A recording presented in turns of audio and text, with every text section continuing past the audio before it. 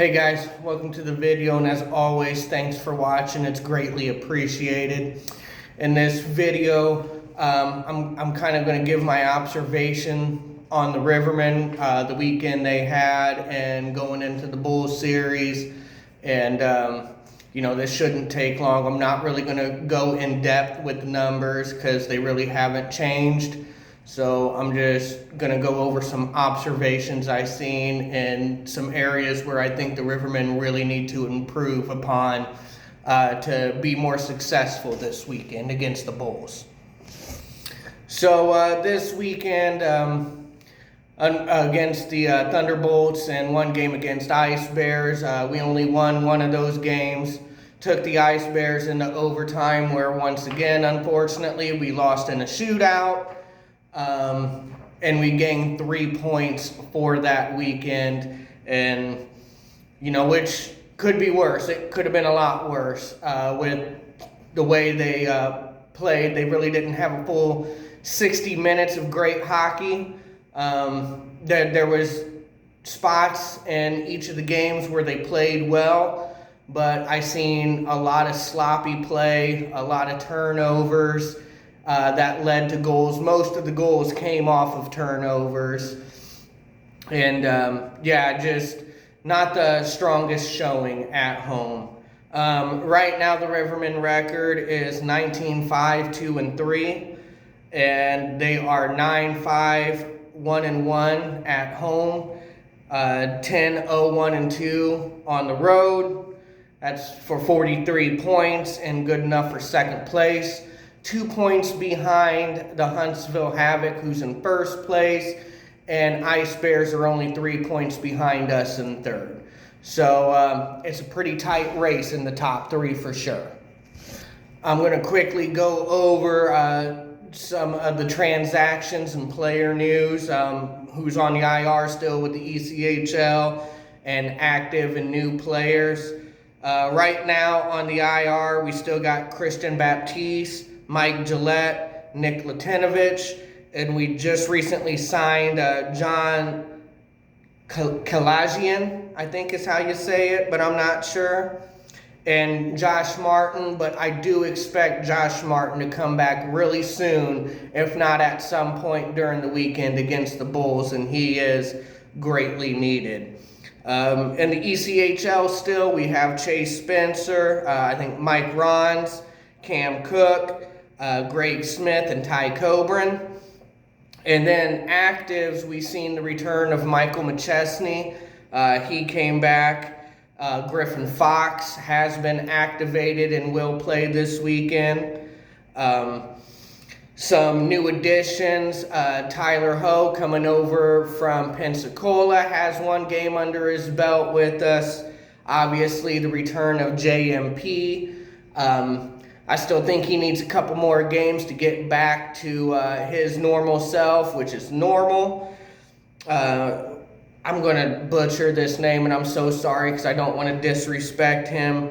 But newcomer, Idole Adina, I'll just call him Double A for short. Jack Boasted, which I think Jack Boasted played a hell of a game in his debut. Only gave up 2 goals in regulation and no goals in overtime, obviously. And only allowed 2 goals in the shootout, So, in my opinion, he had a hell of a debut, played well enough to keep us in the game, and he deserved a better outcome than what he got. So I liked what I'd seen from him as our backup goalie, and I have a little more faith in him than I have others to give Colby Muse a break when needed. But like I said, all these active and new players, we're going to have to see a step up and some production from them because we need it. Because of the players we got out and who's in the ECHL, we need contributions from everybody, not just our leaders or the usual suspects. We need contribution all the way around. I'd like to see Tyler Ho in there more often. He looked pretty good with the puck. And like I said, now that Double A's got a couple of games with us, Hopefully I'd like to see him be more aggressive out there on and off the puck as well. Touching on somebody, Garrett Devine, he got a game misconduct in a 5-minute major, but the Rivermen did kill off to their credit. I am shocked he did not end up getting suspended. I don't know how he escaped a suspension if he got called for a spear.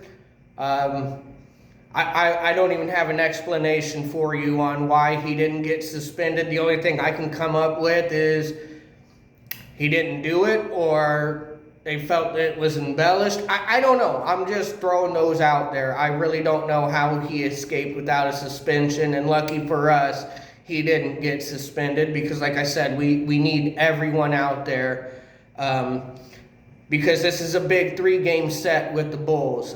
3 games in a row at home. At some point, this series will turn physical. And I know that's Rivermen's forte. That's not something they're new to. But, you know, I'd be lying if I said I wasn't a little more concerned than normal given our recent health issues. And we just seem to have gotten bitten by the injury bug lately. But it is what it is. Can't do nothing about that. Every team goes through that eventually. It's called adversity. And you're going to see the character of this team and going through this adversity, and that's going to determine where we finish this season and how deep of a playoff run we make.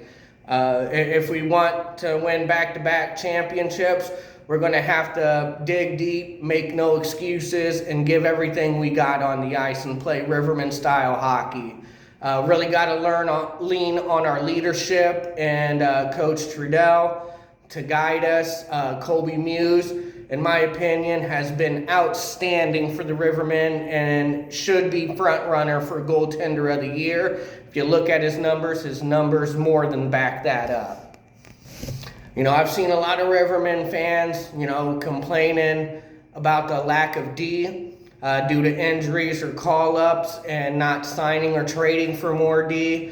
Look, I'd like to see more D out there too, but if a frog had wings when he hopped, he wouldn't bump his ass on the ground. You know, it is what it is. This is the hand we're dealt, and we can only play the cards we're given. So, you know, there's no excuses. Jordan Ernst and Braden Barker can play on D. Again, I'd like to see them play their normal positions, but they're good. They're very good, versatile players. They can play anywhere on the ice, and they've done a hell of a job for us.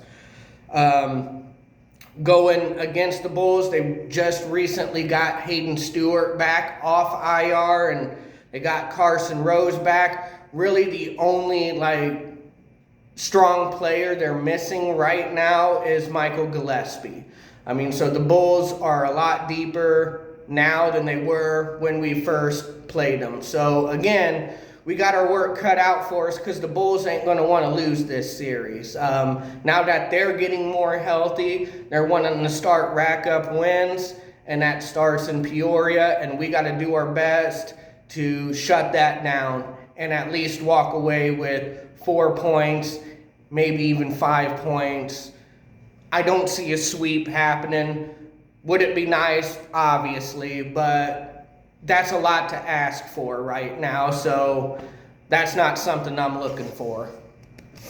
So look, before I wrap this up, kind of like what I said, from the last 3 games we played at home, I've seen some pretty sloppy play with the puck, making bad decisions, not communicating well.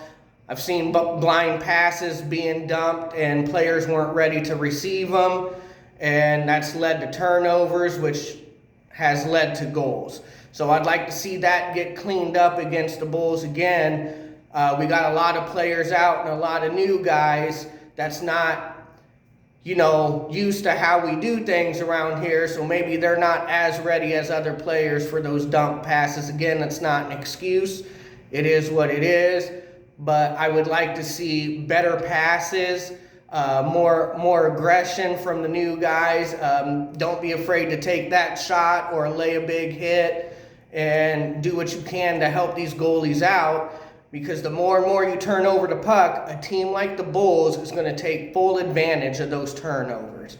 So my keys to the game is to make better passes and get more puck possession time and less turnovers.